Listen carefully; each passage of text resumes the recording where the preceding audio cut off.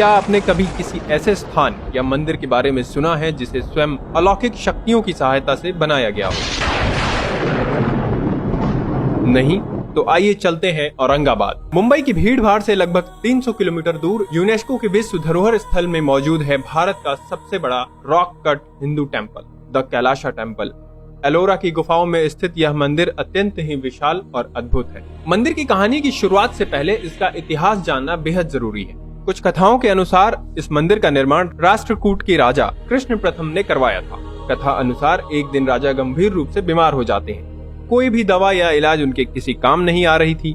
तब उनकी पत्नी ने भगवान शिव से प्रार्थना की कि यदि राजा ठीक हो जाएंगे तो वह भगवान शिव का एक भव्य मंदिर बनवाएंगी और शिखर देखने तक व्रत रखेंगी। इसके बाद तो मानो चमत्कार ही हो गया। राजा स्वस्थ हो गए, परंतु रानी को आभास हुआ कि इतने भव्य मंदिर को बनाने में तो कई वर्ष लग जाएंगे। उन्होंने भगवान शिव से मदद मांगी और तब उन्हें भूमि अस्त्र मिला, जो पत्थर को भाप में बनाने की क्षमता रखता था। माना जाता है कि इस अस्त्र से मंदिर का निर्माण कार्य संपन्न हुआ था, जिसके बाद या तो इस अस्त्र को नष्ट कर दिया गया या फिर इसे यहीं गुफा में दफना दिया गया। अब आप में से कुछ लोग कहेंगे कि अरे ये तो केवल कहानियां हैं, केवल एक कल्पना मात्र है। परंतु पुरातत्वविदों के सामने इस मंदिर से जुड़े कई ऐसे तथ्य सामने आए जो इस कहानी को सच साबित करते हैं। इतिहासकार और पुरातत्वविदों के अनुसार निर्माणकर्ताओं ने मात्र 18 वर्ष के भीतर 4 लाख टन पत्थर को काटकर मंदिर से अलग किया था। इसका मतलब कि यदि उनके पास कार्यबल था जो दिन के 12 घंटे काम करता था, तब भी उन्हें 5 टन पत्थरों को हर घंटे काटकर अलग करना था।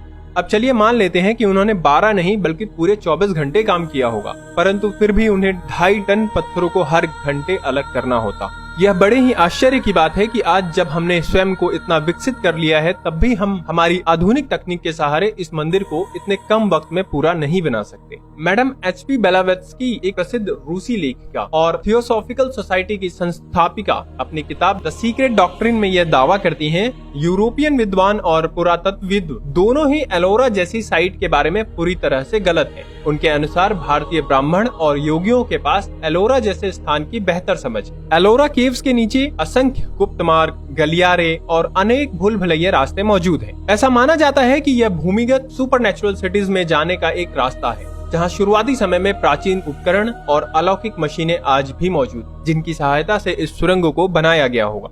क्या यह मुमकिन नहीं कि हिंदू पौराणिक कथाओं की कुछ कहानियां सच हो, जिसमें चमत्कारिक मशीनों का जिक्र मिलता है जो पत्थरों को तराशने और काटने में सक्षम है?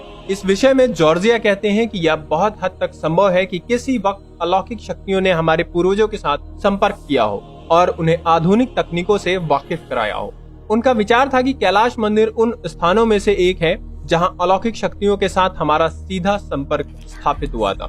कैलाश मंदिर स्वयं जितना रहस्यमयी है, उतना ही रहस्यमय इसे बनाने की कला भी है, क्योंकि पूरे मंदिर में कहीं भी ईंट या चूने का इस्तेमाल नहीं किया गया। कैलाश मंदिर लगभग 164 फीट लंबा और 108 फीट चौड़ा है। मंदिर की ऊंचाई लगभग 100 फीट, जो कि राजस्थान के जयपुर में स्थित हवा महल की हाइट से भी दुगनी है।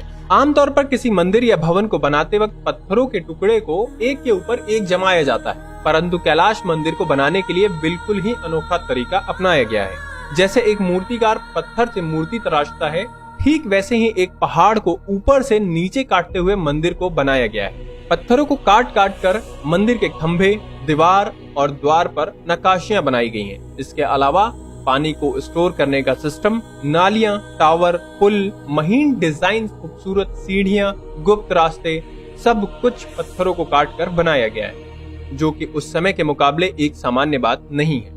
आज के समय इस मंदिर को बनाने के लिए सैकड़ों ड्राइंग, 3D डिजाइन, सैकड़ों engineer, CAD software, hi tech computers और न जाने किन किन चीजों की आवश्यकता पड़ेगी। परंतु इस काल में यह सब कैसे सुनिश्चित किया होगा, यह आज भी एक रहस्य है। बदलते वक्त के साथ हमें लगता है कि हम और भी एडवांस और डेवलप्ड होते जा रहे हैं, पर इस बात में कोई शक नहीं कि हमारे पूर्वज हमसे कहीं गुना ज्यादा बेहतर और विकसित थे। उम्मीद करते हैं आपको हमारी यह पेशकश पसंद आई होगी, और यदि आप अभी तक हमारे साथ बने हुए हैं तो क्यों ना आप हमें इस वीडियो को और अधिक लोगों तक पहुंचाने में मदद करें। और हमें अगली वीडियो किस टॉपिक पर लानी चाहिए, अपनी राय जरूर बताइए। तो चलिए मिलते हैं जल्द ही।